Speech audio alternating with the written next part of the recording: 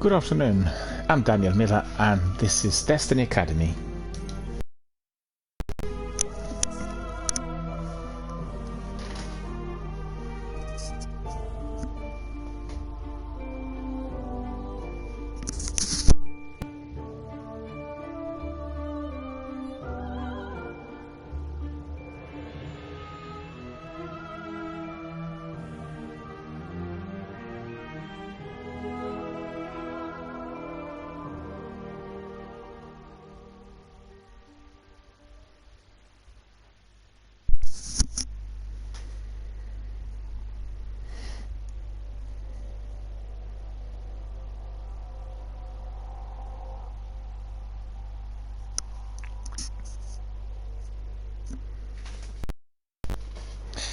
A warm welcome to all of our friends, fans, community members, participants and everyone watching us live on Twitch around the world. Thank you for joining us.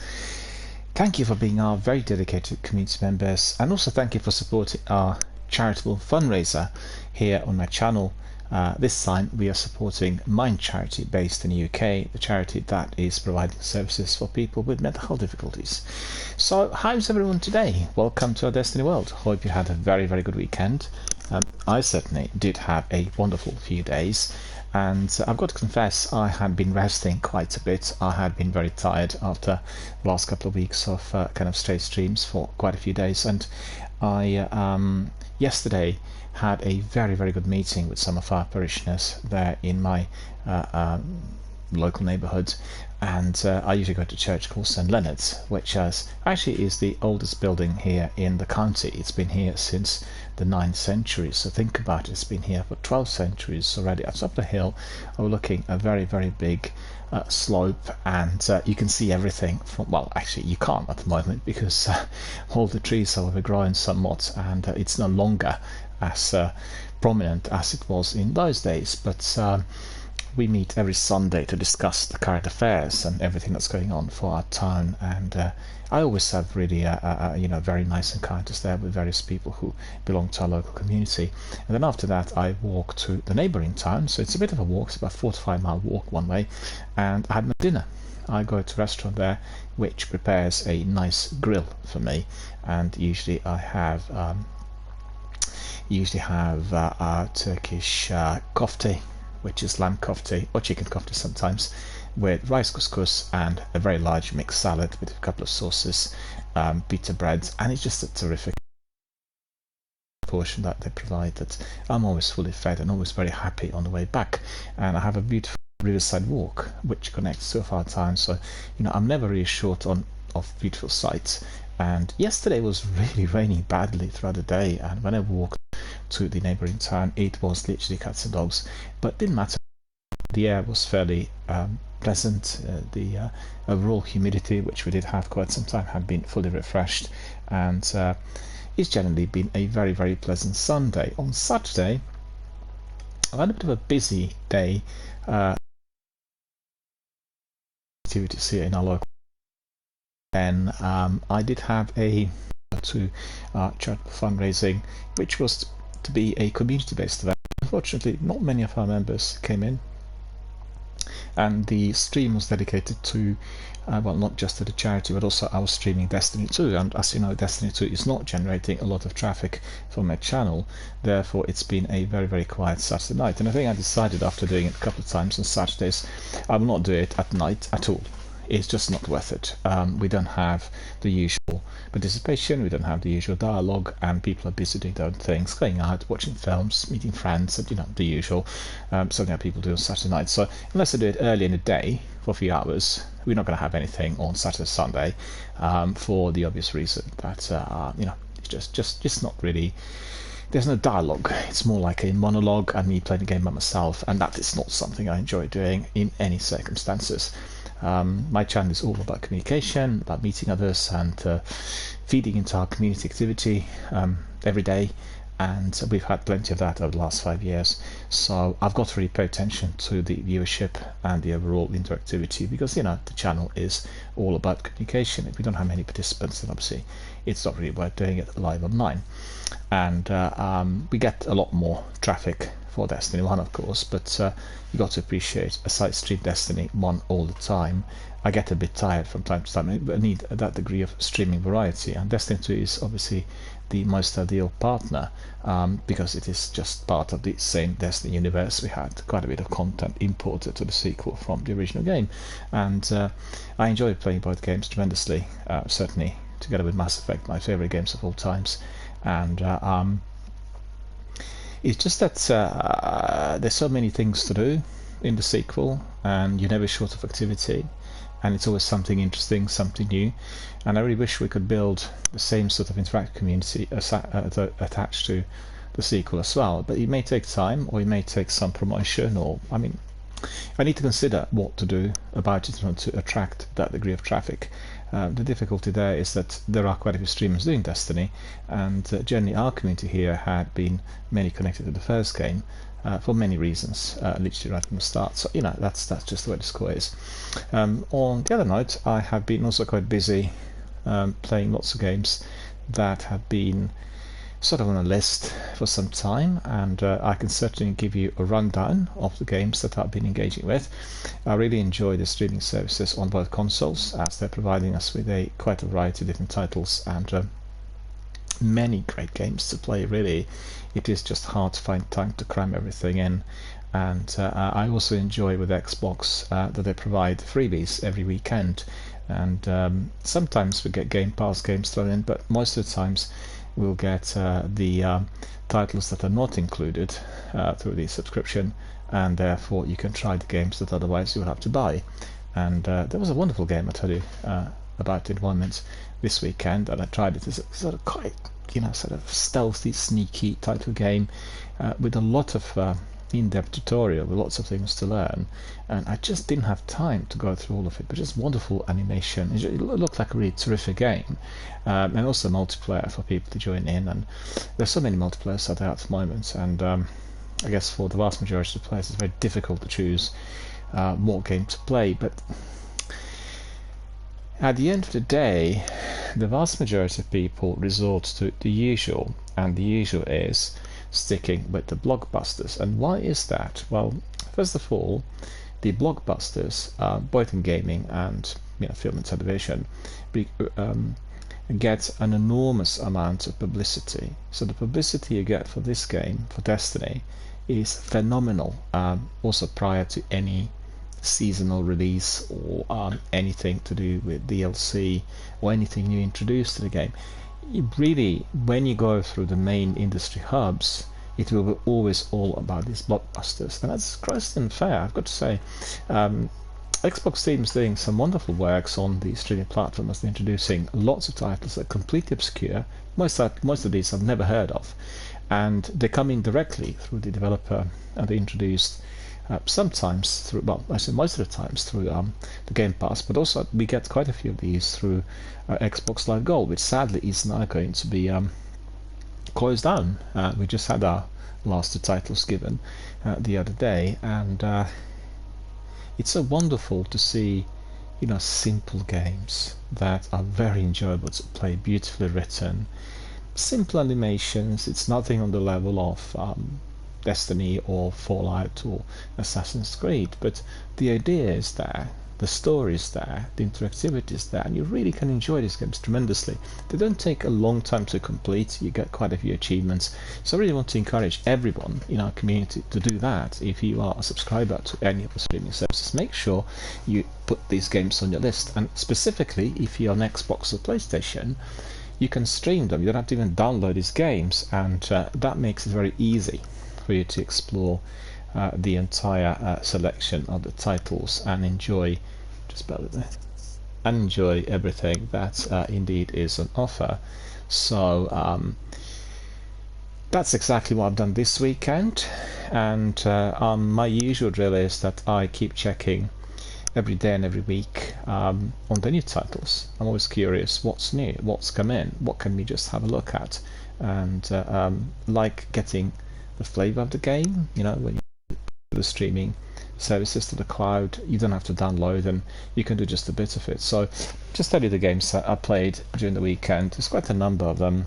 And before I forget, I need to stress something extremely important, and that is linked to another, well, I should say, fairly newish stream service that was created by Ubisoft.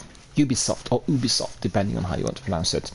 The big Canadian publisher stroke developer, and they created a service called Ubisoft Plus. So that is for the best heavyweight titles that they have, the games that were costing them the greatest amount, and indeed the games that appear to be most popular. So you will be familiar with a series such as Ghost Recon, The Division, Assassin's Creed, Far Cry. So all these titles are available through this service.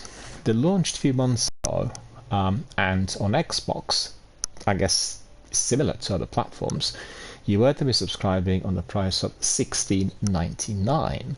It's a very, very steep $16.99 monthly subscription fee compared to what you get particularly on Xbox for $10.99 in Britain. So, and also on Xbox we get more than 400 games, and they rotate, they keep bringing new titles, and that you don't get that with Ubisoft.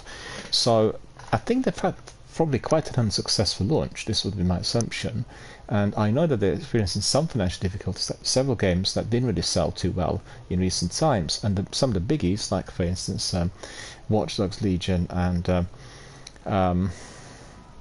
the latest Ghost Recon Breakpoint, they didn't really have a very good reception from the usual regular veterans of the series. So there's some problems at Ubisoft, and we talked about this live on air with a few of our community members also well versed in the industry, and they said that that seems to be quite apparent with them. They're sort of producing very high quality games that are very costly, but are not really in recent times attracting the same kind of traffic. So I think the service is very good, and it's providing all these heavyweights. And the reason I'm telling you about this is they actually have given us the offer at the moment that is around for about 2 or 3 weeks. I think it ends on the 9th of August, so you got like almost 10 days ahead still to subscribe. And it's the same on all platforms. They're offering for you to try the service for £1, €1 or $1.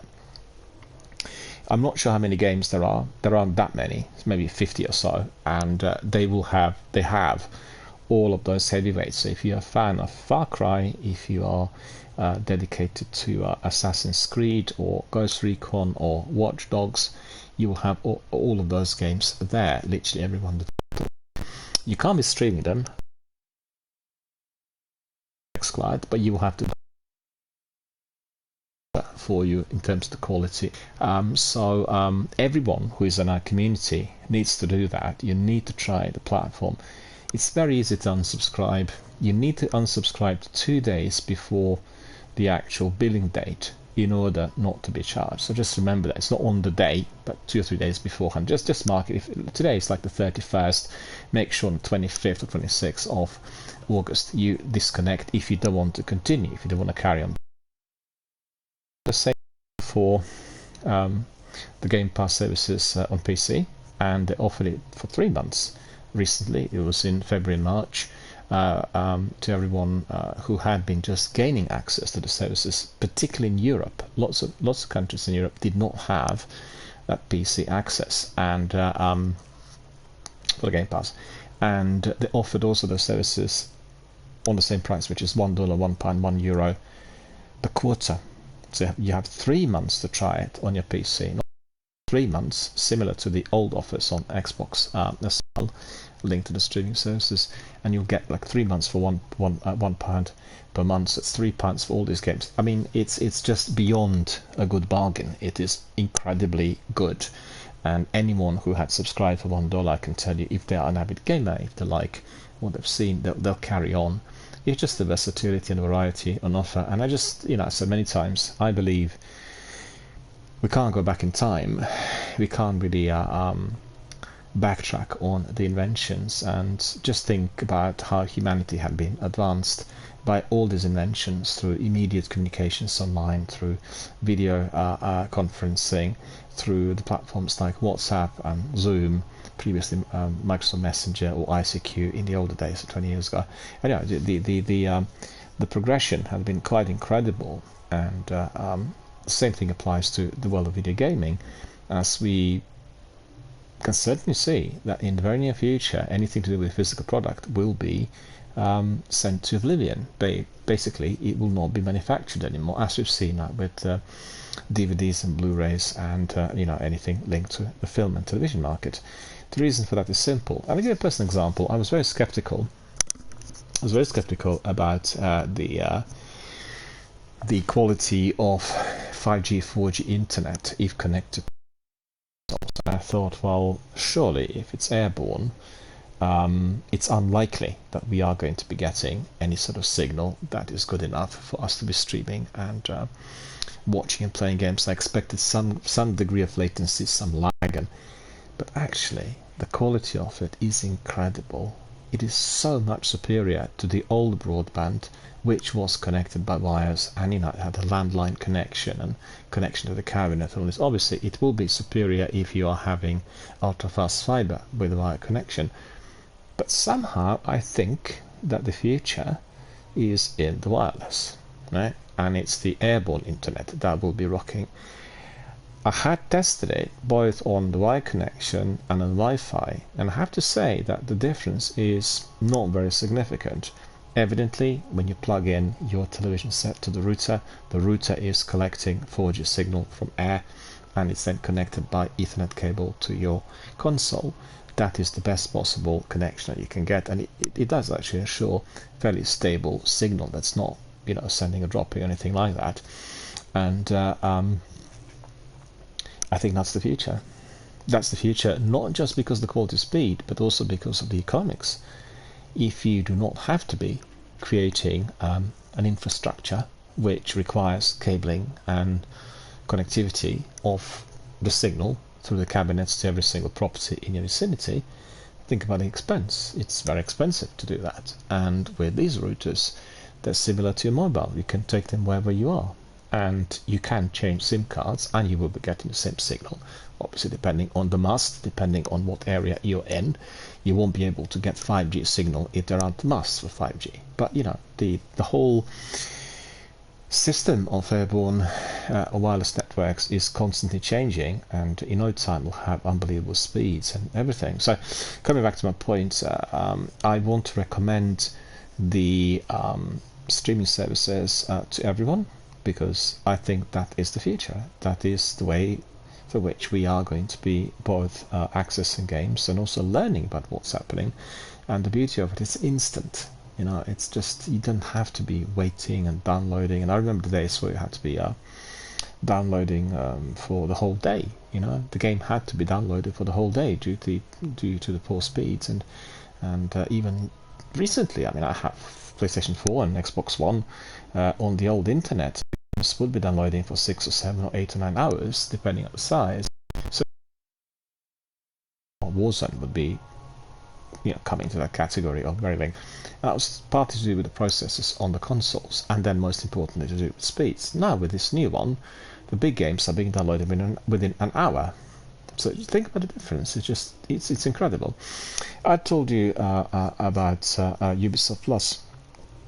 What's great about it is that you can try it for $1 or £1 or €1, and you can unsubscribe. And the titles are just heavyweights through and through. So that's like literally the top titles they have to offer. Don't forget, you are not going to be able to complete more than one title if you're playing these games for a month. So the titles like Valhalla and recent Far Cry or recent Assassin's Creed games, they're very, very lengthy. There's a lot to do, and the Odyssey and what's the other one? The Egypt Origins. They're just very, very massive, very lengthy games, and unless you are having literally the entire time of the world at your fingertips, you will be able to try maybe a couple of titles, but good enough for you to get the flavor. Or if you want to be exploring the platform, what you can do is simply try out all the titles and try maybe every title for a couple of hours, and that will suffice the flavor. If you decide to carry on, then you'll subscribe and you play the games. The way it works is I mean, if you're looking at the money, what I pay for Xbox Game Pass should be within the range of $10.99 per month, right? So 10 times that, that's about, what is it, 110 plus extra 22, roughly £133 a year, right? £133 a year. So in dollars that will work out at 150, and I think in euros somewhere within range about 140 something. And so think about it, 140 euros, so £133 a year for the library of more than 400 games, and the games are rotating. Every month you're getting some new games, and not just some, but quite a few. Talking probably about anything between 5 to 25 new games every single month, and not that many are disappearing. You don't get 25 games disappearing in a month, so it's still a very, very large number of titles, and you can try them at any time wherever you are, provided you have the right tech to access it, like the top internet speeds and the latest consoles and smartphones. It's a fantastic value. The way that they make money is through the continuous subscription, where people just don't play anything, you know? And it does happen sometimes that people subscribe, they forget about it, and they're busy with other things. And so, you know, the regular subscription keeps coming in, and that is what benefits the developer, the publisher, the owner of the platform. And I use other subscription services for television and film series, and I've been subscribed to many of them now for quite a few years. We also have a cinema pass issued by the Cineworld Corporation, and the Cineworld Multiplex Cinemas offer so called Unlimited Pass, and you can watch wherever you want within the territory of UK and Ireland. So anywhere I go in the UK, I go to Glasgow in Scotland, I go to Cardiff in Wales, I go to Belfast in Northern Ireland, I go to Dublin in the Republic of Ireland, I can just access Cineworld, and I can just book the tickets, and I can simply watch any films that I want, and it's all on the price of about £21 a month. So, you know, compared to the tickets, the fact that tickets cost you anything between £8 and £25, depending on what screen you want to go to and what time of day, you know, it's a no-brainer. It does mount up if you have lots of subscriptions, like myself. But I can tell you, they are fantastic, and I've never had the opportunity to either try out so many titles in video gaming, or watch as many television series, or watch so many films, and also that many films in cinema. I mean, I used to go to cinema all the time, but when you can spend the whole week in cinema and watch everything on release, to be fair, in recent months, certainly since the pandemic, we've not seen that many releases in cinema. So it's become, for myself, a bit, you know, like less of a value compared to what we had previously, prior to the pandemic. The difficulty I had then was that up to 12 to 14 releases per week would make it impossible for me to catch up with everything. Could probably cram in 6 or 7 films, maybe sometimes even 10, but 9 would be, you know, on average, what I could really watch in the course of 1 week, and that meant watching films throughout certain days, the whole day, and still, it's a fantastic value compared to ticket prices, and if you are a regular, you are going to be benefiting tremendously. So, coming back to Ubisoft, I had subscribed today, and I will have the whole month to try the services. I'm certain that services are very good, very similar to what we have with the Game Pass, and they're integrated on Xbox in exactly the same way. You get them in the library, you can access all the titles and download and get the achievements, and you know. So it will be certainly of a huge advantage to me to be able to try certain titles. And I tell you, the titles I really want to play immediately are Assassin's Creed Valhalla, the game that was offered originally on the new PlayStation Plus services, but they actually did take it down within a couple of months, and I've had no time to play it at the time, and so that is offered on Ubisoft Plus. And then the other is Far Cry 6, the game I played quite a bit on the freebies. Anytime they're giving it for a lengthy weekend, I would hammer it. I really like the game. I'm a huge fan of Far Cry series overall, so you know, definitely these are the two that I'll be trying straight away. Immortal Phoenix Rising is the other I played in the past for the freebies. I really liked the game, beautiful graphics. Didn't really sell too well, didn't turn out to be very popular, and I think they had cancelled the sequel that was originally planned. We talked about that here at Live on Air recently, but I like the game. You know, it's just really great characters, great animations, and the story and the activities definitely gel with me really well, and the animations reminded me of the games like Dragon Quest and Zelda. So if you're a fan of these games, then that would be definitely up your alley. And so yeah, so these are the two titles. Also, there are some other games, like for instance Watch Dogs Legion, that I played quite a bit and disliked. I also played it on freebies. The game literally bombed on release, and I talked recently as to why. Basically offering one thing in advance and then not providing it will never be positively received by anyone, and that's what's caused the serious problems for the series as well. And yeah, other titles I'll be visiting and trying. So Ubisoft definitely is there. Ubisoft Plus, I should stress, is there for everyone.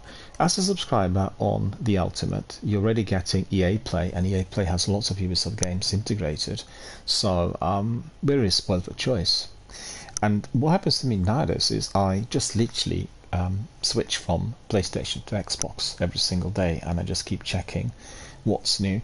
I've not been able to play that many PlayStation games on the streaming services purely because I'm a streamer and I do Destiny. Destiny takes up a lot of time, and there's a greater variety on Xbox, and therefore I keep revisiting. What I also like about the Xbox system is what they call Microsoft Rewards, and initially, a little while back, 10 years plus, this was very much a kind of attempt to draw people into trying out different things and then buying certain products. But the way it works today is almost like a really good introduction to certain kinds of titles and certain kinds of activities. I have to say that if you're doing your Microsoft Rewards on PC, if you go to laptop or your computer, you'll find that the questions you get on the polls and quizzes and competitions are highly educational. So it does have a very high quality education content that is going to be always useful. You learn about things that you heard of, but you never really spent time investigating. And I like the system. I've got to say, on the Xbox platform, I've used the rewards every day now for quite some time, and there've been some games recommended I'm really not interested in. Like, I'm really not into sports games and driving. You know, it's just not my thing, and I can't see the reasons to why I want to be playing these games. I always thought, well, the sports are something you do outdoors, and driving, generally driving a bus, I'm not that keen on it, so it doesn't really draw me. But every time they recommended games like Forza or NBA games or golf games, I've gone in to watch a trailer, the games introduced, and you get your rewards points for that. And many times I discovered that actually these games were a lot more enjoyable and more interesting to what I would have assumed. Right? So there was something in the content that drew me in, and I've got to say I've gone even to Farming Simulator and various games that really do not have particular affinity towards. They turn out to be really good games. So it's a very good way of finding out more about the titles and the projects that you are actually not interested in, but they'll give you a very good introduction, and you get the rewards, and you can obviously redeem them. What is disappointing about it, I've just discovered that today, and I'm quite angry. I'll have to go to Microsoft and also investigate this. Right now, that's happened within the last week. The option for which you would redeem your Microsoft rewards for your Ultimate subscription has disappeared. Whether this is a problem with the algorithm, or whether this is something they had considered but have not said anything anywhere. I've not heard anyone say from Microsoft, we are discontinuing the policy through which you can redeem rewards for the Ultimate, because that was the most popular option for every Xbox gamer. If you were to be integrating your app on the mobile with the activities on your console and your Microsoft Rewards website on a PC, you could get up to 12,000 rewards points per month, and you could claim them, redeem them in order to get your Ultimate subscription for free. Whether this has turned out to be not financially feasible, whether there are other reasons in there, I'm not sure. But I've not seen or heard anything come out of Microsoft indicating that they're discontinued with the scheme. And that's very much a concern, because in the past they would say that. So we are discontinuing with this, therefore we have something else. What's peculiar is they're offering the Xbox Live Gold. And, you know, what's the point of Gold if Gold is being discontinued this month? And then they also have the Xbox Game Pass for PC. So in view of what Phil Spencer said at the Summer Fame Festival conventions, it really made me wonder whether they're really changing direction. They don't want people to be connecting Game Pass only with the console, but they want now to be boosting the PC access, the PC gaming, PC this and the other. And there's been very strong emphasis on we're going to have this on the PC, and all of our investment goes into this. I mean, I don't know why. I can see some reasons potentially in the long run, but still, it seems to be a very significant turnaround compared to all that we've seen and heard before. Whether this means that we'll have no new consoles coming out of Microsoft, I don't know. But the future of the gaming world, the way I see it, is on the Game Pass, i.e. your Netflix for gaming. And they believe that has got to be accessible on any platform, anywhere, at any time.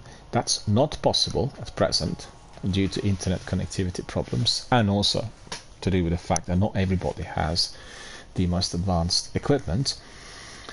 And that's really hampering the effort.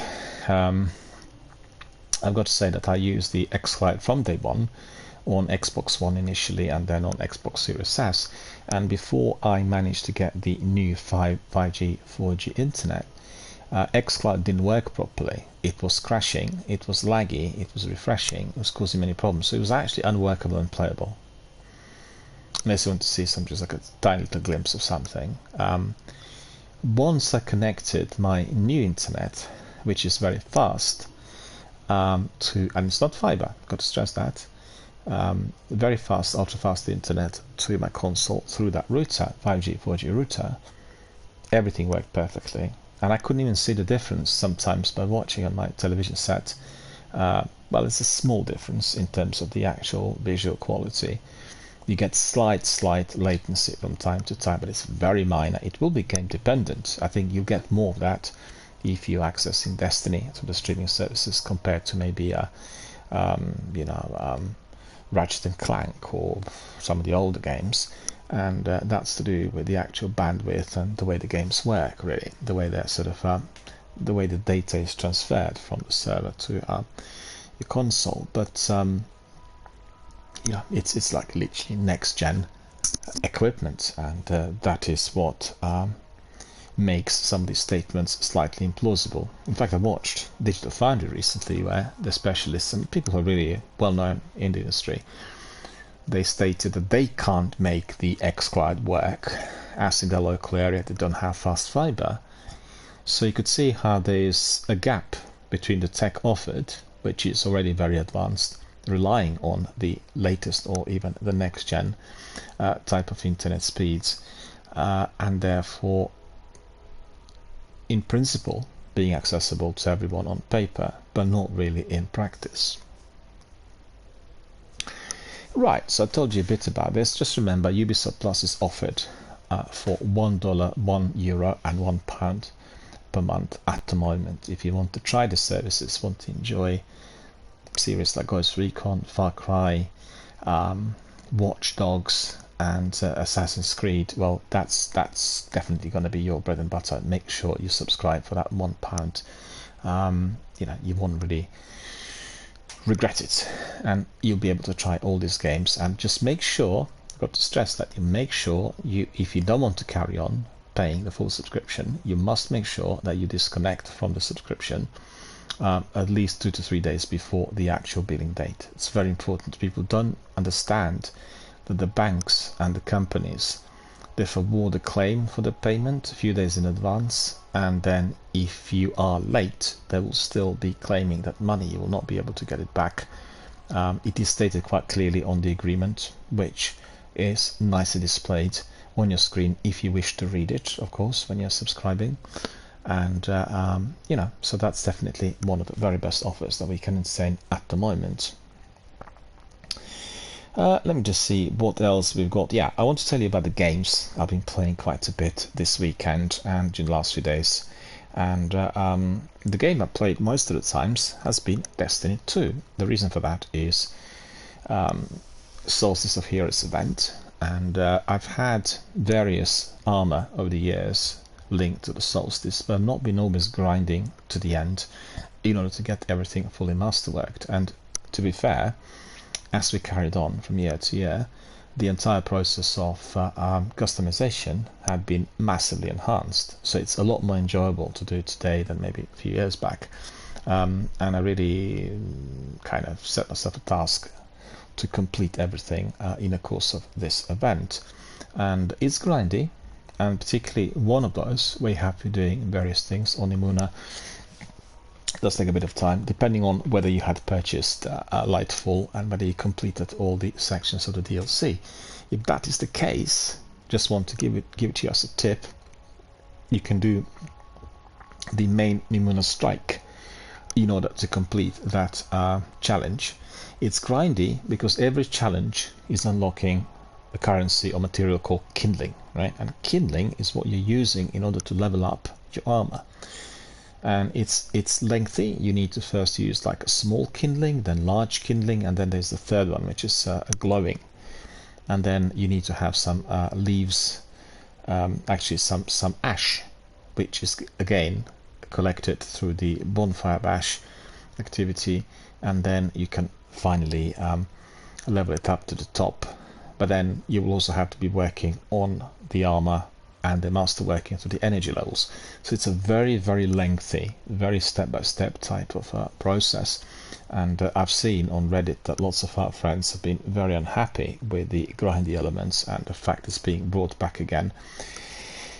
I guess they assumed there would be some other gifts, some other armor or something else given, but I don't think that is, you know, feasible or possible if you were to inventing every single time, once a year, something which is completely different. Just conceptualize how much work needs to go into any of that. And we did see that the armor coming in will be fairly standard, but then you are able to modify it with the mods, and you have to grind to the season. So in actual fact, altogether, Destiny had become a very, very lengthy grind on every single level. What I do like about such events is the fact that they make you play all the different sections of the game. So for instance, I'm not keen on the Crucible. I think it's very weak compared to everything else in the game, and it just drives you to play the Crucible in order to get certain things, in order to be able to complete. And then Gambit is the same thing, and then, you know, strikes, and then raids, and every single thing that's within the game is being brought into the equation with some degree of choice in order for you to complete such events. And I think that's ingenious. I really do. I think that's really amazingly well conceived. You make people fully aware of all the sections of the game. You make them play something that they don't particularly like, but they'll enjoy because they will be getting these rewards. The rewards are quite easy to get. They come in quite large numbers. And, you know, it's just amazing, really. The concepts, the way they the concept they came up with, and the way they're constantly ascending the method. They're constantly progressing forward with new ideas. And I mean, I hear from the veterans they're unhappy with these lengthy grinds, unhappy with the repetitive activity, but you know, still I don't think Destiny is a game to be played 10-15 hours a day. You know, I think anyone who does a few hours a day, like 2-3 hours on average, which would be the time that people who are in work could spend on the game and with their friends, is just, you know, long enough for you to enjoy all the content and not to feel bored, not to feel that you are constantly repeating something. I think initially during the year 3, I felt the seasonal content was becoming repetitive. They weren't introducing too much, but I think that's changed with the narrative sections of it, you know, with cutscenes and the characters who are telling you a lot more about Destiny Legends stroke lore. and I just like the whole thing. Also, I'm playing Lightfall at the moment, and I quite like the idea that every single story mission ends with a lengthy cutscene. And I've not completed it yet, but all I've seen, all I had gone through so far has been just definitely very enjoyable. It's very different, I have to admit, and very different to the rest of Destiny I've seen so far. Visually it's different, and I think there's been lots of complaints about Nimbus. People felt like he was literally brought in from another universe. It doesn't fit in at all with the aura of the game, with the characters and the overall atmosphere, and I completely agree. It just seemed a bit like some weird Silver Surfer stroke Centurion who's been brought in from DC or Marvel Comics, and also the way he talks is kind of very contemporary and very much divorced from the usual voice acting we've seen in the game. So I think that's the significant downer within Lightfall. Immediately off-putting, like 100%, and he's like a critical NPC in there that you are going to be engaging with literally throughout the DLC. And it's a bit like if you play a game you feel nothing towards anyone, then it's watching a film. It just doesn't work. It doesn't matter how hard you try to convince an audience that this is the best thing that you come up with, and you explain the reasons. It's interesting that the character who dies, who was there with Cyrus, is likable, and he talks in a way which is nowhere near the style or the aura of Nimbus. So it's not just the appearance, it's the way this character comes across, and that's a serious that I think generally visually it's significantly different. I guess it's tying in partly, not in all areas, but certainly with some exteriors.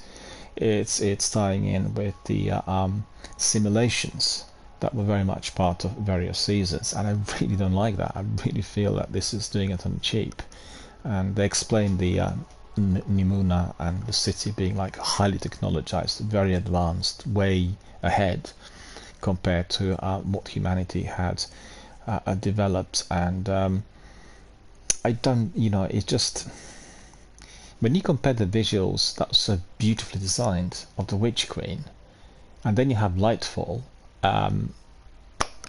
it doesn't cut it for me. And I've got to say the same thing for myself was also maybe not to the same degree, but did cross my mind as they released Beyond Light. I thought Beyond Light was a step back compared to Shadowkeep. Shadowkeep was incredible visually, and I don't know, it's hard to tell whether it's just me being a creature of habit and wanting high quality visuals at all times, or whether this is to do with the difference. But I do remember playing Destiny 2 initially, year one, and feeling that compared to the original game, there were planets and activities, particularly the backgrounds that were done on cheap. Just the fact, you could even see they looked like concept art. They didn't seem to be properly developed and didn't come across as properly 4K graphics. And maybe in due course they'll change, they'll improve, they'll as we've seen with other games, the tech moves on and things can be digitally enhanced or corrected. We have to see, but I have to say I was very concerned that Lightfall had such negative feedback, and I don't think that the expansion is as bad as people described it. But there were a couple of points, the visuals of it is so striking different, and also Nimbus, the critical, the most important NPC, is so off-putting.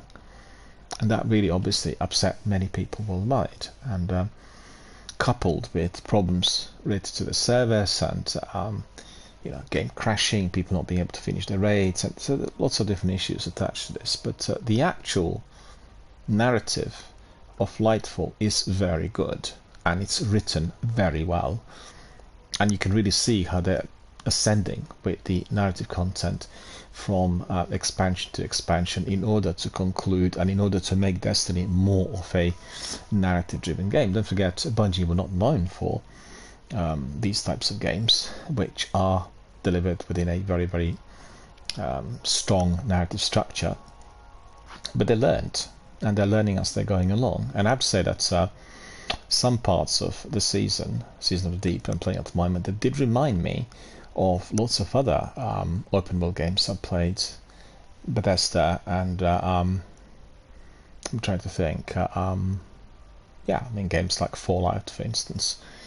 There are these elements where the NPCs talk. Well, even Mass Effect, in fact, you have many NPCs there talking about various things, and you kind of learn about what's happening in the world just by standing nearby and listening to what they say. So, you know,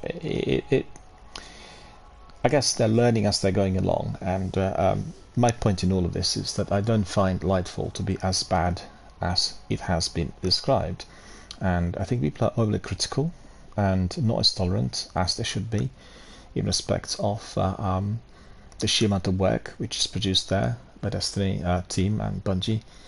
It's been a labour of love, and they grew, they evolved as a company, they work really hard.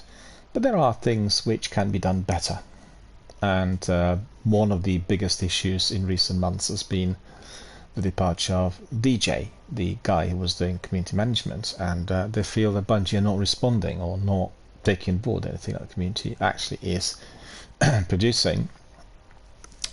I'm not certain that that's the case. I think they really listen to the community, and we've seen lots of things applied to various expansions and seasons in view of the criticism, or as a constructive criticism, that was coming from the gamers and people who've been with the game for quite some time. What I did mind was the recent description in which they stated to the world that the main reason for their non-responsiveness to the community was that there were some people who were abusing specific staff members, so therefore they decided not to communicate. Well, that isn't acceptable. That is just completely, that's a massive big red herring. The fact is, if you have somebody who's abusive to your staff member, you have got to do it by the book. The law will make sure these people are brought to justice, and they are being then punished. And you know, they could be committing several imprisonable offences and therefore serving time for doing this, and that's it. It's as simple as that. Why would you be wanting to take these things personally? If somebody is causing mayhem and havoc, somebody's behaving like a terrorist, you do have that responsibility towards other community members, God knows how many millions worldwide, and those people want to be communicating and having answers to certain questions. So that's really my reflection. Anyway, I outplayed Destiny quite a bit during the last week. That's Destiny 2, and I completed my Solstice, so I'm happy, and I've got plenty of other things to do. So anybody else wants to join me, come in with some suggestions. I'm always very happy to step in. And as I said, I'll be doing this outside of my broadcasting hours. We'll throw in Destiny from time to time. I keep saying Destiny. We'll throw in Destiny 2 from time to time. But as it's not attracting major traffic, I've got to be really paying attention to it, and must make sure that my channel stays as busy and as interactive as always. So we're not going to have much of it presently live online, unless we organize a community event to which many of our community members will be specifically coming to play raids or do Nightfalls or any other Pinnacle activities in the sequel, and therefore we'll be able to generate perhaps a somewhat greater traffic. So Destiny 2 has been at the very top of my list. The game I received through Xbox Live services at Live Gold is the game called When the Past Was Around. It's a very, very simple game, but you sort of go through a story of one girl's past, and it just the kind of game I really love. Nice and easy, relaxing, kind of point and click style, where you're collecting different things in inventory, you're applying them to locks and boxes and television sets, and just really great stuff. Really enjoyed it. Then the game I was telling you about, with the kind of sneaky characters, spy thriller with lots of interactivity and very complicated tutorial, is a game called Deceive Incorporated, and I was actually trying it earlier today.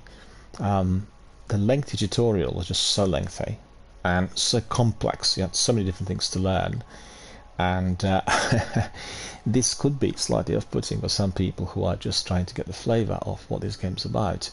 But the game's very good. It did really remind me a bit of Deathpool, but in a different fashion. Deathpool, I guess, to do with the in-game mechanics. But this game is also about deceiving. It's called Deceive Incorporated. So you've got to be changing appearances. You've got to be stealthy. You've got to be trying to create a way in to different situations, buildings, and environments. And that is highly challenging. And then obviously if there is an incursion, if there's a fight, then there will be other people coming in who will be fully engaged. I've not really played much of it, so just gone through a tutorial, but I can certainly recommend it.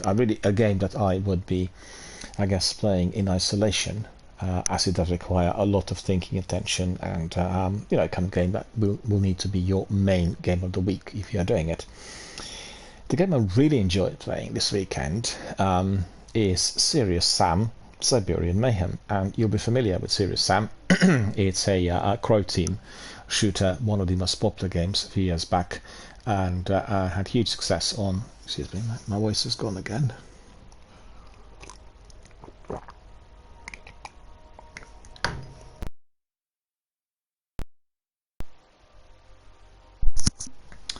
This full on PC a little while back, and this is just another installment in the saga, and it's really good. You really remember. I mean, I was reminded myself of the games like, you know, Doom, and where you have this massive amount of shooting, and you really got to be on your toes to make sure that I actually played it on the easiest difficulty, and it turned out to be fairly difficult or very hard. Just try to think of the insanity level, how incredibly challenging this would be for everyone. But this is a game for anyone who is into FPS and is into cracking scores and, you know, highly competitive. You play as a single gamer, or you can do it cooperatively, so that itself is down to your own personal preference. I've done it as a single gamer, but so many nasty beasts were chasing me around the compound, and the biggest difficulty were the drones, because from one section of stream to another, they're very fast and very, very hard to eliminate. And I think if you're doing it on other difficulty levels, the harder ones, they will be causing you, you know, a lot of anxiety, and they will drive you nuts. They're very hard to eliminate. So, Serious Sam Siberian Mayhem had been introduced to the Game Pass just a few days ago, so I immediately stepped in to try it, and, you know, had absolutely wonderful time. It is a strategy game, and again, it's on Xbox Game Pass. Beautifully designed, and anyone who's into the strategies and somebody likes planning and building is definitely going to have a lot of good time, so I highly recommend it to everyone. The game I've not played much in the past is Wolfenstein, and or Wolfenstein, depending on how to pronounce it. And it's the can't remember his rank. Is he a corporal or is he a sergeant? Blazkowicz, right? He's the protagonist of the series. And I've got to say that the beginning of Wolfenstein The Old Blood is very much like Doom. Loads of enemies, and again, similar to Serious Sam, you have got to be very responsive, very fast, and very alert in order to avoid being killed. And you know, the save points, they really the activities in between. You are trying to infiltrate the castle and secrets, and you fight all these terrible enemies. So, highly recommend it. And for anyone who is on the Game Pass, you can get it through your subscription. So, you know, just download or hit the button saying xCloud and play it straight away. Age of Empires 2 Definitive Edition is a strategy game, and recently it's been released on Xbox for the first time, as this is a PC strategy game. So if you want to learn about history, if you are a strategist or tactician, someone who is a scholar of certain kinds of periods of history, you will find it very, very interesting. And it's a very relaxing, very placid type of game style. You know, you need to think, write, plan, build, consider, burst the gear, the kit, the facilities, the supplies, logistics, all these kinds of things, and you go back in history and you deal with a variety of different countries and the army. Very, very good game, and highly recommend it to everyone who wants to have a relaxing, chilled out, laid back Sunday or Saturday evening. The game I played a lot this week and I really like is New Super Lucky's Tale, and the game's similar to Super Mario with its in-game mechanics, but the characters are so lovable, they're so funny and cartoon style, and they have like a joke up some of the characters have like a joke up the sleeve, and they really are highly engaging and beautifully entertaining. So once you get in, you start collecting coins, you start completing quests, you collect all the results in a big album. It's just a terrific game. I just loved it through and through. And then we have Exoprimal. I told you about the game earlier last week. I played a bit more of it, and it's a bit of an uncanny mixture of Jurassic Park and Anthem. That's the way it looks to me, and really like cutscenes, and really like still have to play a bit more of it, but what I've played so far had been high octane. The swarms of enemies, massive big numbers, similar to what you get in Escalation Protocol in Destiny 2, and you need to use your special abilities, you need to be paying attention to everything that is on offer, and actually also it does have a fairly lengthy tutorial. I did find some of the abilities a bit hard to use, but I liked it. I'll play it again, I'll try to complete it, and definitely recommend it to everyone. And then the other big game, which I will be entertaining for some months ahead, but I just have to think, well, need to I guess prioritize the game, as they've had it already twice on the Xbox in the past, and each time it was taken off after about 2 months. It's Grand Theft Auto 5, and I played it in the past as it was offered on freebie, the free weekends. I really enjoyed the game, but I didn't like the violence and the aspects of criminality in there, which I feel are presented in a fashion that I don't necessarily agree with, as is the case with some other Rockstar games. And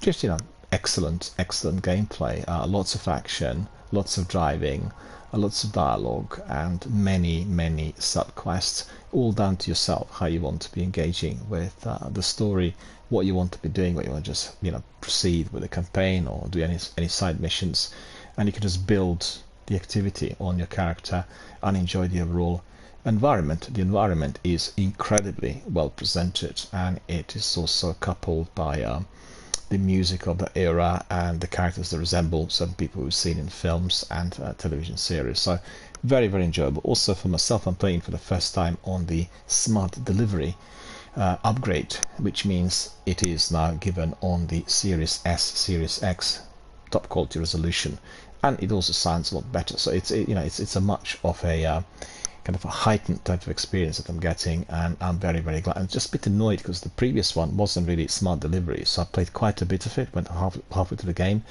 and it's not importing saves from that one because it's a different edition. So to start from scratch, it doesn't matter. It's just it's a very enjoyable type of gameplay. But as I said, I have some problems with the criminality, the way it comes across and the way it's approached in the game.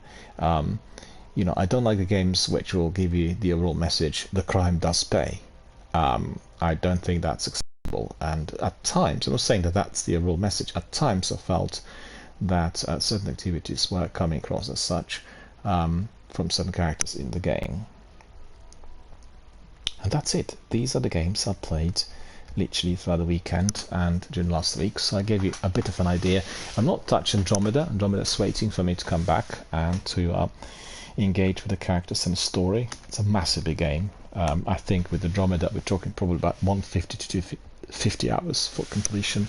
Obviously, if you are a regular BioWare gamer, you will know that with BioWare you need to talk to all characters, you need to be engaging in a kind of a meaningful dialogue, you need to ask all the questions, and then you will be building many side missions, and you will be altering the overall narrative of the game depending on certain decisions that you would have taken in response to particular activities, or most importantly towards particular characters. So definitely grinding it. Fun, enjoyable, I have to say. Andromeda turns out to be better than I expected, or what my first impression was. But two biggest problems with it is that terrible vehicle that we're driving around, absolutely dreadful, and completely unsuitable for the terrain that you're exploring. And then the other is the engine, where the majority of the side missions, when the characters talk, you can actually see the space in between them. You don't see them properly framed, and Mass Effect in the past had absolutely incredible framing, some of the best ever seen in video gaming. So I don't know what they've done and as to why it came across like this, but it is absolutely appalling. So it's a very, very disconcerting to be listening to the dialogue, which in fact cannot be properly viewed on a screen, right? And it's the second game of BioWare that's had the same problem, and apparently it's the same engine. Why on earth did they use Frostbite engine on Anthem if they felt and have heard from everyone that the whole thing backfired on Andromeda? I can't understand that for the life of me. Anyway, Andromeda's still waiting. Right, so I'll give you a bit of news. We don't have that many news. Not many interesting things were popping up on the wire during the weekend. So we've heard from Bungie. Well, before I get on with the news, I want to tell you that our campaign has been very well received by the Bungie Foundation, and I've had some praise and some feedback from the company and from, think what they're called now. I keep forgetting. It's called Donor. Just bear with me. Yeah, Donor Drive. Donor Drive is the company that, well, that's providing the platform for the fundraising, and they're linked to Bungie Foundation. And I've had some information and some feedback from them. They asked me to provide detailed description of how the campaign went, so this is what I'll do in the course of this week, and then I'll update you on the rest of the feedback and all that I'm getting from them. So really, really good stuff. Really enjoyed the campaign, and very good to see that the charities are supported here on the channel, and that is notably the Bungie Foundation and then the Mind Charity in Britain. They're constantly in communication with me, asking various things and offering, in terms of my needs and whether there's anything else that I could provide in order to enhance the campaign, which is definitely very interactive and greatly appreciated. The Bungie said, "You've got it made in the Shade Guardian. Earn Solstice sunglasses through Bungie Rewards." So if you go to my Twitter and if you go to the postings that I have there, that one is right at the top. And it says here that you can claim them from Bungie Store, or you can claim digital rewards, right? So to the victor go to the spoils. You explored the solar system and defended the last city against countless enemies. Celebrate your contributions with exclusive in-game and real-world items with Bungie Rewards. Want to see what rewards are available to you? Simply sign into the Bungie Store with your existing Bungie Store account. For new customers, create a new Bungie Store account and then link your Bungie Net account using your preferred platform. So we have quite a number of different items in there, and definitely ask everyone to have a look. You can decide to get some of these either digitally or claim digital rewards. I want to see whether I'm getting anything. So we have bonus rewards. Digital rewards are Powerful Engram, Triumph, still got 2 weeks to claim. Triumph to claim, which is the latest raid related. Deadline to claim reward. Another Triumph to be created there's quite a few Triumphs in there. Heroes Welcome. Exclusive Bungie Reward Emblem, Onion Acceleration Crew. Then Eye of the Storm, another emblem.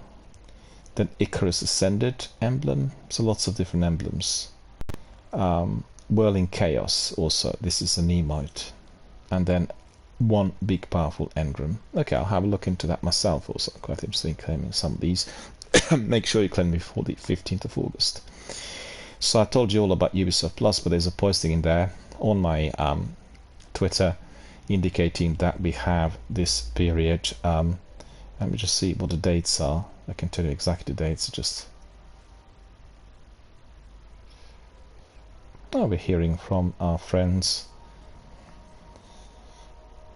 at Mind. They told us, hope today's stream is going well, Daniel. We are so grateful for your continued support. Thank you so much for supporting us. Hart Becker works for their fundraising department at Mind. So thank you, Becca, for that. Really appreciate it. Always good to see that you are following our postings and indeed taking a note of our streams and everything that we do here. So really, really good to see that. And thank you for that.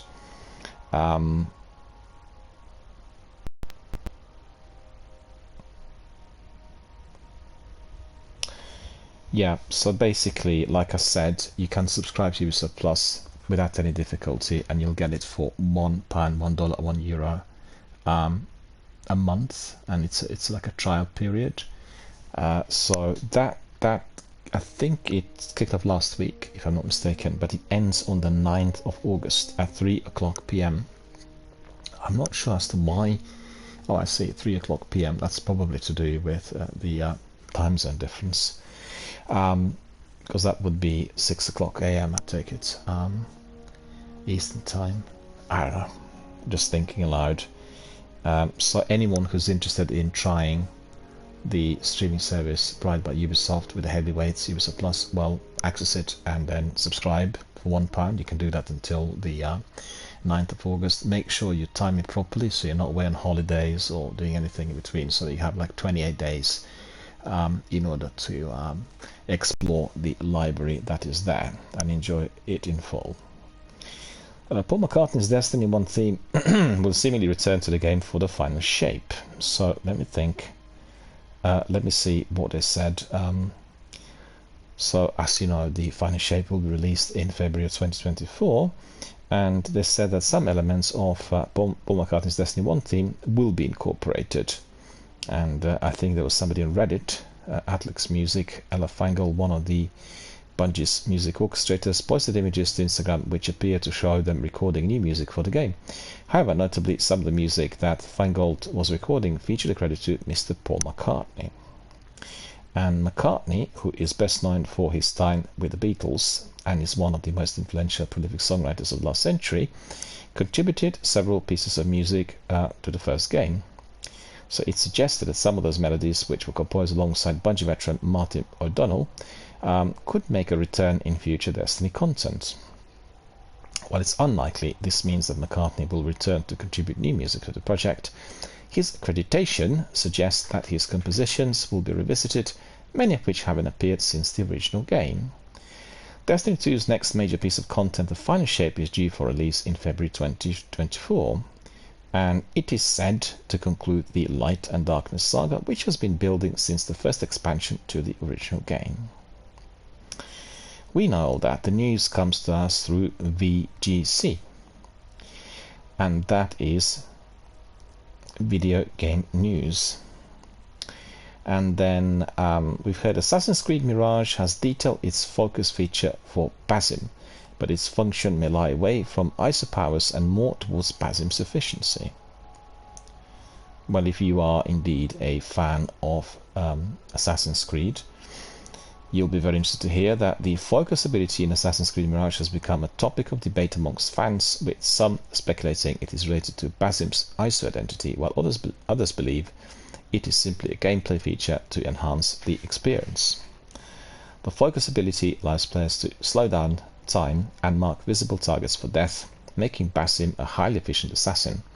It is likely to have a long cooldown time and potential upgrades for targeting more enemies.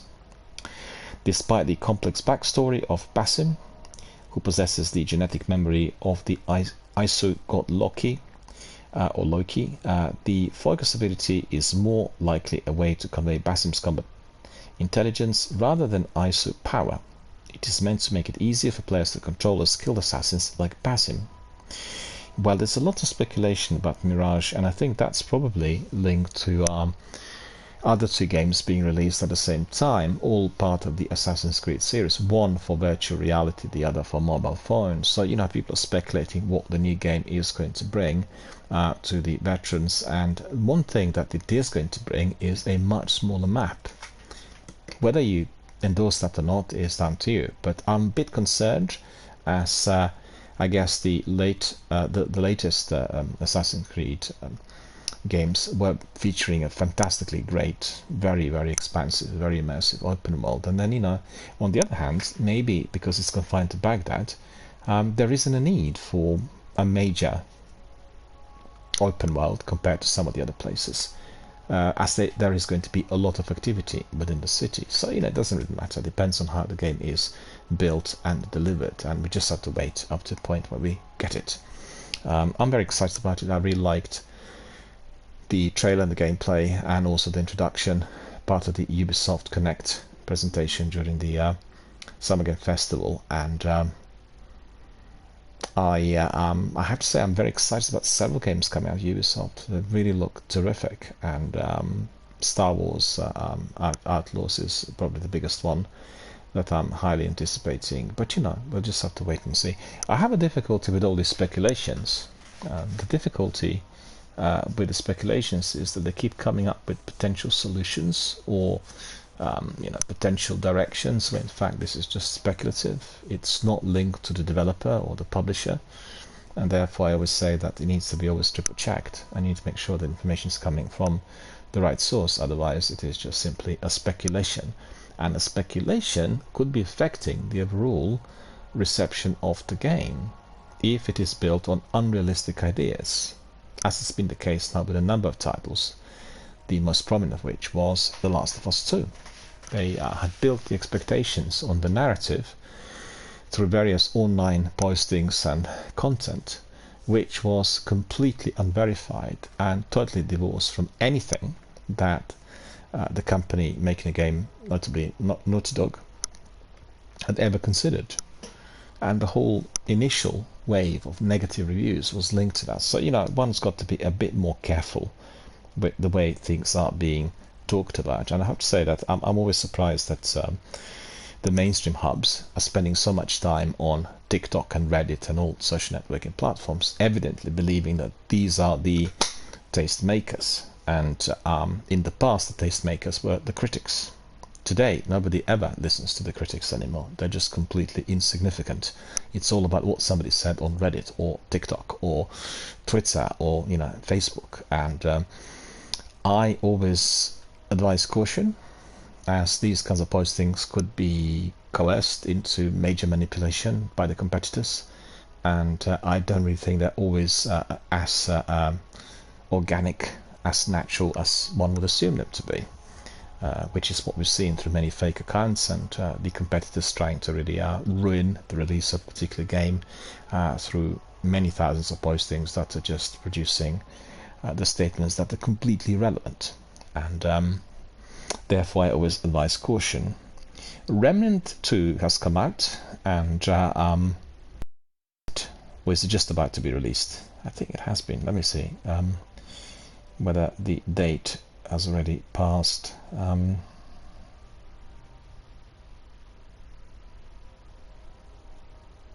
just see what the date is. Bear with me a second.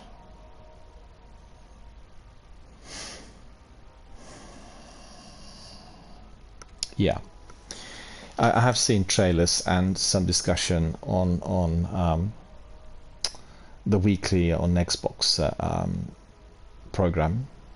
And I just wasn't sure whether it was just telling us that the release is imminent or whether it's already come out, but actually it's come out last week. And the actual videos and trailers I've watched were very, very exciting, and a mixture of FPS with the creatures resembling the ghouls of Diablo. I've got to say, I was really surprised with how incredibly unappealing and terrifying some of those were. Unappealing purely because they were not how to put it, maybe not the right word, just ugly, ugly monsters attacking you from all sides, and you got these guns and you got your team and you keep dealing with them, but they just keep coming in huge numbers. And also the game looked fairly dark dark in content and dark overall. You know, the actual visuals appear to be different to the original, but you know, the Eurogamer had given them some very, very good reviews, and they said that it's an eclectic shooter, but it's always rewarding and with plenty of interesting content. So we've heard also that Final Fantasy XIV Online is finally going to be coming to Xbox for the first time, and that will be next year, I think. And they're also giving us, yeah, it's spring 2024, and you can subscribe to its beta if I'm not mistaken. Yeah, that's right, open beta will be also given. So let me see, critical acclaim, massive multiplayer online RPG Final Fantasy XIV is officially coming to Xbox Series X and S in spring 2024. 4K support, faster loading times, and beta coming out soon. Due to support system allows single player fans to enjoy the story at their own pace. So basically they're not giving us the date. We are not sure when beta is to come out, but definitely watch this space for a lot more. Alright friends, so that's all the news. We'll just have a look and quickly dip in to see what our friends had said on Reddit. Hang on, I have it here. Don't tell me that it's gone. It hasn't gone. It's just me not looking at the right display, so they are saved. Some interesting questions. Thoughts on the double special changes in Destiny? Our friend Laynad300 says, I have some thoughts on the double special changes. So hopefully this doesn't get too heated, but I want to hear what people think of the double special changes. The big hope is that they are cutting back on the prevalence of heavy in boss encounters, specifically for me, tone down the health on the bosses. Simona already can be a 4 to 5 phase boss. Read that again. Simona already can be a 4 to 5 phase boss fight, and people would sometimes struggle with heavy. Now we're gonna get even less to drop. Well, that's not particularly good, is it? I guess this was mainly because primaries aren't seeing very much to use in meta, but that's because ultimately they do not work. They don't have the add clear potential and usually nowhere near the same DPS, so why would I use them? Champion mods that don't do anything after the stun rework. Well, I'm not really agreeable with it. I don't know whether you guys feel the same. I really use my primary in Destiny 2 quite a lot, and I picked up what's the gun called now? I need to see what it's called. Hang on. A very good hand cannon, an exotic hand cannon that I've been using quite a bit. It has like a 3-round burst. Very, very effective against the ads. Obviously, not all the ads are the same, depending on what activity you're tackling, but I find it to be very, very good. But principally, if you want to be working within a team and you want to be clearing the ads, you know, having a good sword really helps, and having like tether, or you have your bubble with a Titan, is something that will always help your team tremendously. So these are kind of 2 or 3 elements that I would always apply to proper teamwork. Let me just tell you what this gun is called. You know, I don't really overburden myself always with names, and I just picked it up last week, so I've not used it really for very long, and I'll be able to tell you exactly what the gun is. Just bear with me. Yeah, so that is Crimson. Crimson is the gun that I'm using. This is a hand cannon, and it's an exotic, and I find it to be very, very good. So I'm not sure as to why our friend keeps saying this. And we have some of the people echoing the concerns, and we have Yokis saying, I feel the same, understand why it's happening, but really they do need to increase heavy overall or tone down boss health. It is terrible when you have to delay and damage phase cause you have to farm for heavy, sometimes to get a lot, sometimes you get nothing, and that doesn't feel particularly good. And then Laynard says, even that just make lost sectors better. I don't think anyone has ever complained about them dropping too much good loot. I literally only go to them to unlock new armor, because that's the only way, and Vex Strike Force still rarely spawns. I haven't seen one since the update allegedly raising the times they occur, and they do not touch then again until a new piece of armor. I want drops I want drops, which is rarely to say the least, given the last few for Warlock. And then Lotus the King says there is a great Discord group that sends out notifications when one is happening. Well, you know, it's open to suggestions basically, and I'll be quite curious to hear from you whether you agree with him, whether you feel that the boss health needs to be downgraded, and whether the overall effectiveness of primaries needs to be upgraded. I really don't think that that's relevant. I think it depends on many different factors from within the game, how you're tackling the boss, and how you're going to do it. I think lots of people writing such comments are single player players, and they're more interested in doing their own thing and perhaps completing certain missions which had been created for a multiplayer activity. I think if you're doing Nightfall solo, it will be more difficult for you. Doesn't matter what happens to the boss or the ads, you know, it's an activity based on a team effort. It's been created with that purpose in mind, and you know, obviously we all have our different sort of player preferences and styles, but I really feel that this is extremely important.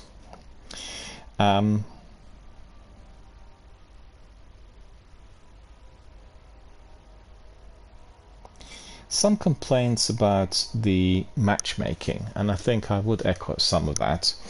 We have our friend Sleeprock, who says, Bungie, do you know what we are breaking up teams to find a better match means? So he says, it sure doesn't mean to match me against the same 6 stack of PvP no-lifers 3 times in a row.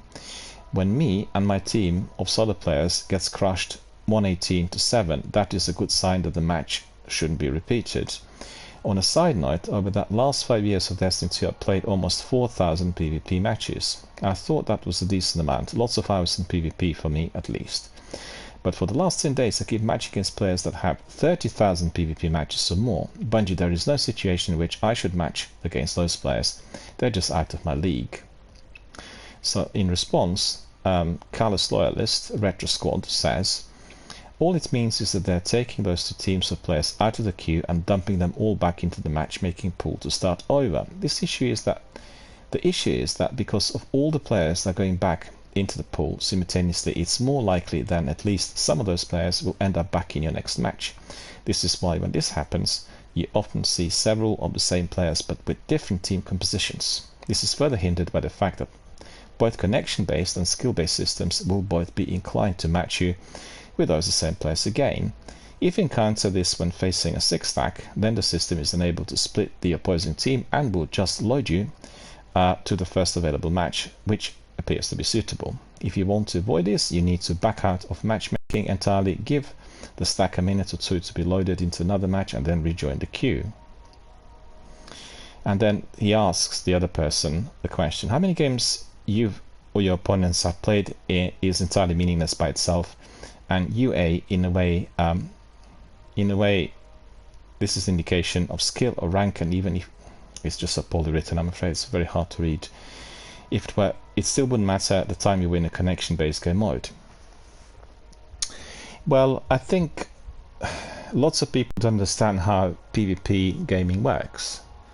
I mean, I have played some Crucible matches recently in Destiny 2, and I'll give an example. Let's say I play 6 matches. In the first 3, I'm getting 17 to 22 kills, right? And I can see that the people who I'm eliminating, they suffer from lag. So it's not the lack of skill, they're suffering from lag, because when I start firing at them, they're immediately dead, and they like have full health.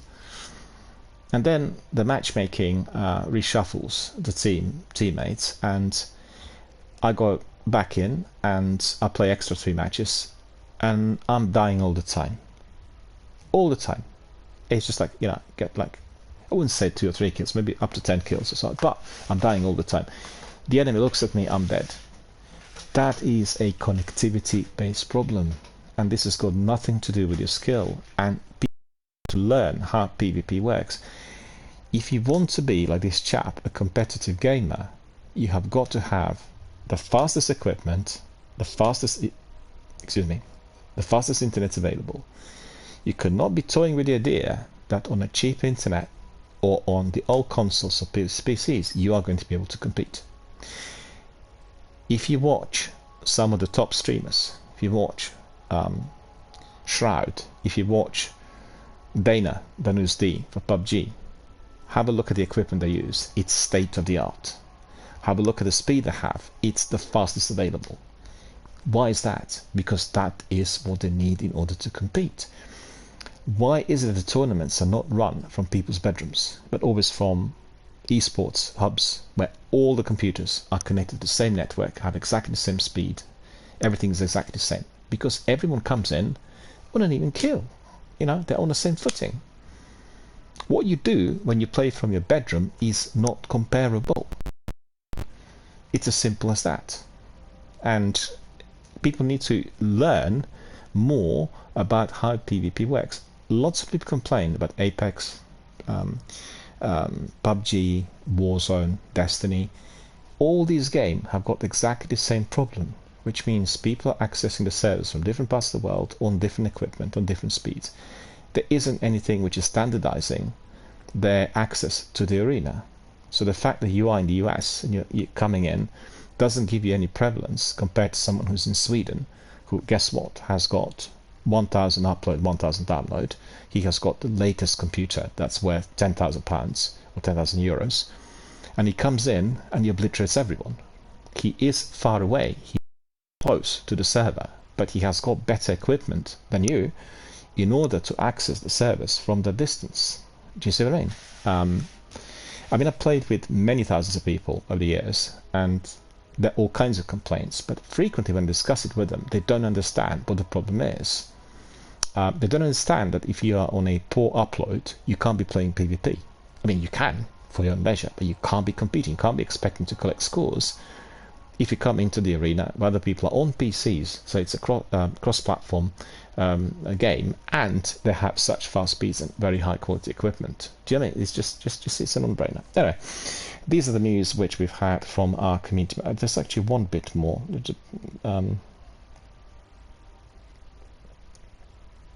Just bear with me a second. There's one more that I wanted to tell you.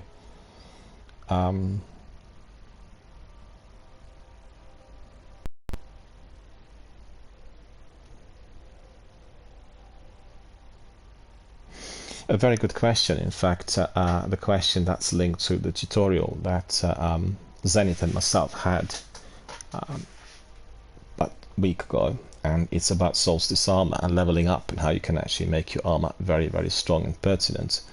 So, hello Zenith, how are you doing? Zenith says that he is also streaming today, and therefore he will not be able to talk. That's fine, sir, no problem. I'll be wrapping up my news and community content within the next couple of minutes, and we can crack on as usual and have a lot of fun as we did last week. No problem at all. We'll see who else is about, so we'll find out. Let me just give you the stuff coming from our community. So Toffee said, I'm struggling to hit double 100s with my Solstice armor rolls, and I could use some guidance. Essentially, I'm trying to hit 100 in both resilience and discipline, with around 40 to 50 distribution in mobility and recovery. Don't necessarily care too much about intellect and strength. I want to use a 6 Coyote in the build. Is there a resource out there which will assist me in achieving this?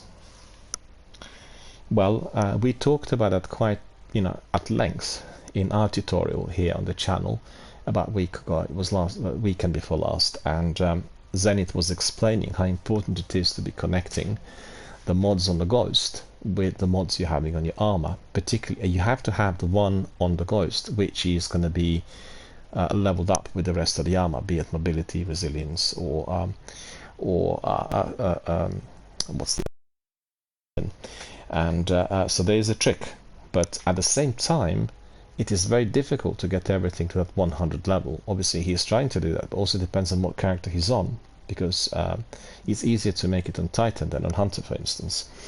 And we have Wise Legacy responding, saying, just remember that there are two different stat pools that your armor can spike in. Resilience, recovery, and mobility are in one pool, while discipline, strength, and intellect are in another pool.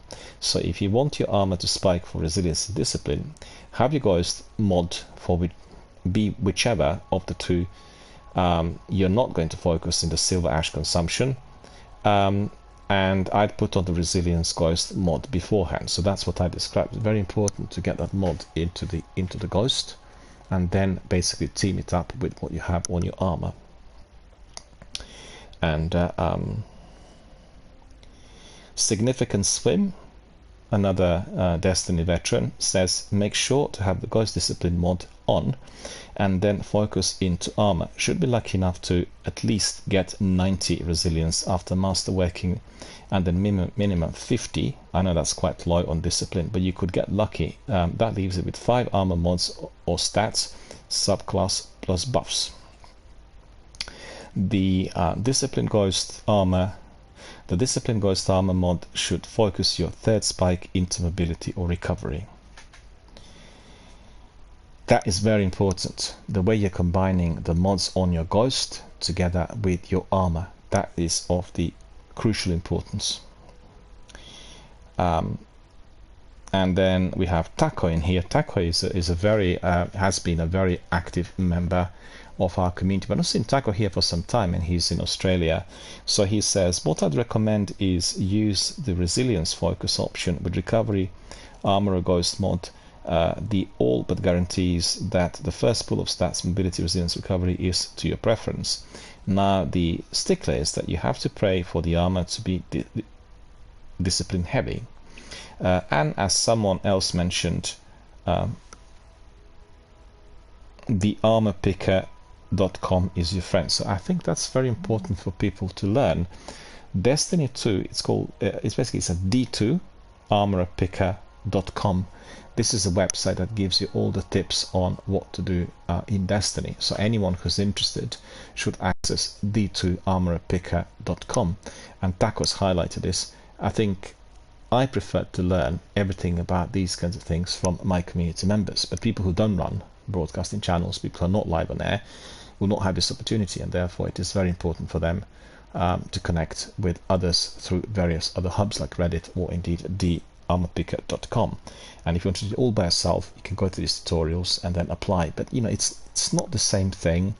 I always encourage people to build their own communities and talk to friends and basically branch out somewhat, because that is where the fun starts. This is how you are learning, by doing something similar to what you do in life. You can be learning about diagnostics from medical books, but once you are seeing patients and once you have your superiors together with you, learn on the spot. Obviously certain things have got to be learned from the books, but learning from experience out there will just accelerate the academic knowledge and will make sure that you're also enjoying what you're doing under proper supervision. And that's exactly the same here when you're doing it together with your community members. When somebody is running a tutorial, they're training yourself and the viewers on how to do certain things, so you remember it a lot better. Alright, so that's it. That's the news Destiny related. That's all I wanted to tell you. And now is the time to crack on with some Destiny activity. So what I need to do, my friends, I need to have a short break. I talked a lot. I'm getting a bit dizzy, a bit hot in here. I need to get some fresh air and have a biscuit and a tea, and then we'll crack on with some Destiny-based activity. Zenith is going to join us, as you've heard, and he's already been waiting in there. I know that some of our friends are always carefully listening to the news, and I've had quite a few messages also from our friends indicating I really appreciated the way in which I highlighted certain important things that were happening in video game community, or indeed some news related to the everyday offers, like for instance the one on Ubisoft or the one on PlayStation, or all the other ones. What's happening in here? Contacting Destiny service. I'm not getting any stats. You can see that I'm like nil. Don't know what the problem is.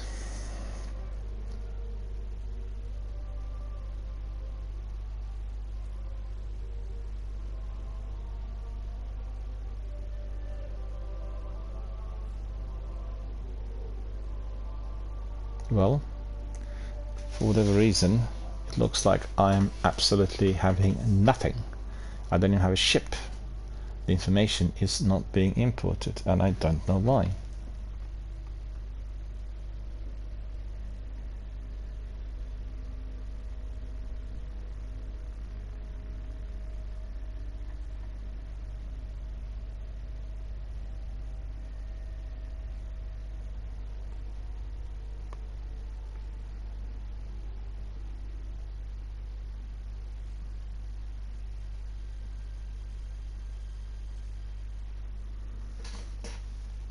We are not getting anything, I'm afraid.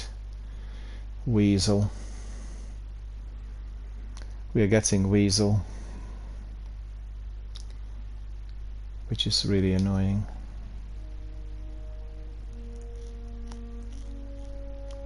It tells us that the console is not connecting with the server. I don't know why. No idea.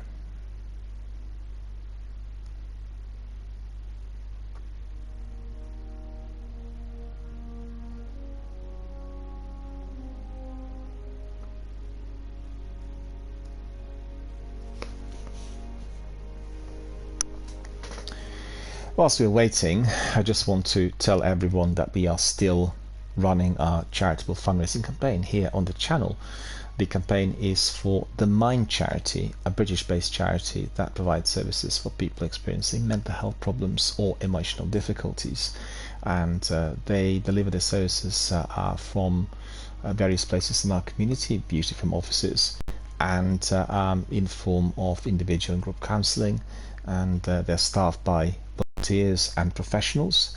And if you want to get involved, if you require the services, or if you want to be donating, you can get all the information there through the links which I have on my website. And here on Twitch, you go to About page and you'll get the link there.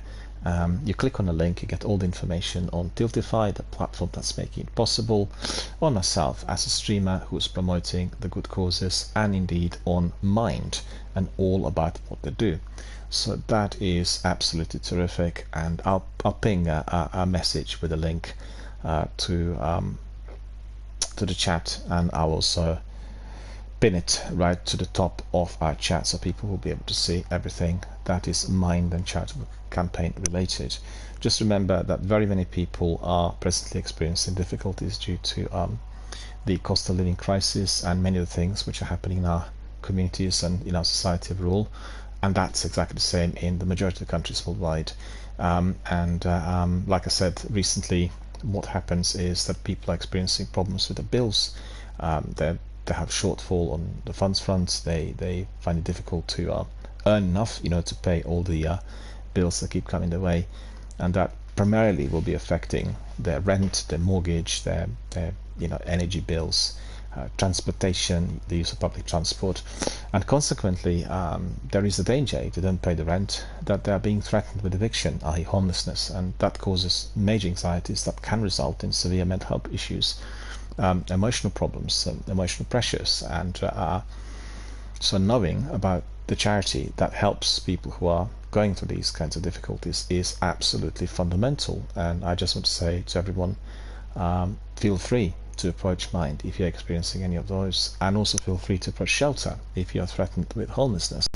We're not running a campaign for Shelter here on the channel at the moment, but they are another charity that helps people who are in the need, and we are going to be supporting them in the near future as well. So what I'm doing is I'm just raising the profile of the charity, and want to really describe to everyone how important it is for us to be supporting Mind and other charities who are helping those individuals in our communities who are in the need. So we're trying to raise the funds for the charity, and I'm endeavouring, or I should say I'm hoping to raise up to £1,000 by the end of this year. And the campaign is run continuously. You can click on the link and you can contribute at any time. You can contribute not just once but many times if you wish. And also just remember that donations are very simple. You can decide on the amount, however little or great that donation is likely to be, and then once you forward it, you'll go directly to Mind. So I'm just a mediator, I'm just a broker. I've got no influence over the way to which Tiltify will be forwarding the funds. I can certainly assure you that together with all the other charities, this is legit, legal, verified, checked, and accredited in every possible way. And I know that because I have been running some other campaigns in the past, like for instance recently for the Bungie Foundation, and there have been no issues whatsoever related to anything linked to the campaign. So, just make sure you click on the link and get all the information. Let me see whether I can get in. If I can't get in, then I won't be able to stream. Don't know what's going on there. Well, what do you know? I was able to get in eventually, so fair enough. The dreaded weasel has gone, and we are going. Who else is here today? I do not see Zenith, so I'll need to ask Zenith to enable his user ID to be seen. I don't see it at the moment. You're not displayed, Zenith, on the list, and that's probably because you're streaming, and I think you probably need to change your previous settings so that I can invite you. Zenith is inviting me. Okay, so we'll accept that and we'll go in. Let's see.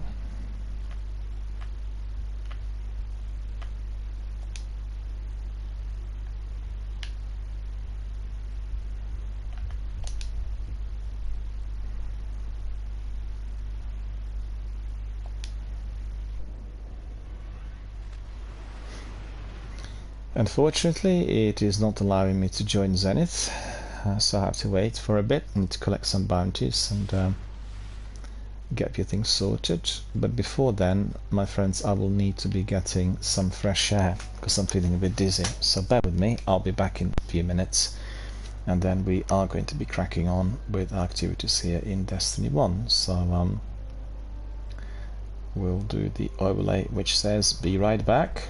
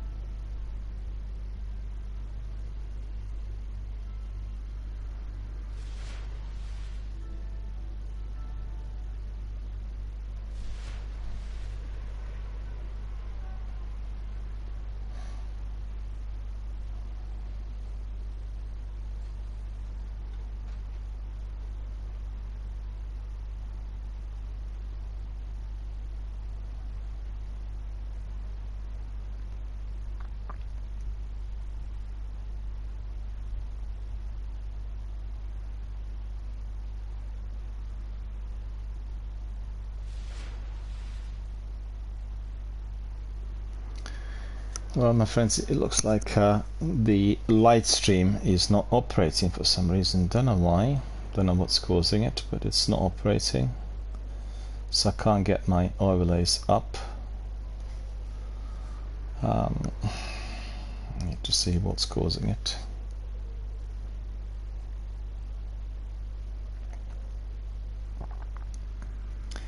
Well, I can't because it's not accessing the site.